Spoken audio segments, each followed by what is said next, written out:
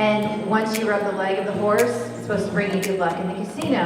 And then shortly thereafter, I went to Florence, where you're supposed to rub the nose of the pig, and it's supposed to give you good luck on your journeys throughout life. Well, we thought if Monte Carlo can do it, and Florence can do it, well, we can do it too. So I'd like to unveil the new Buster Bronze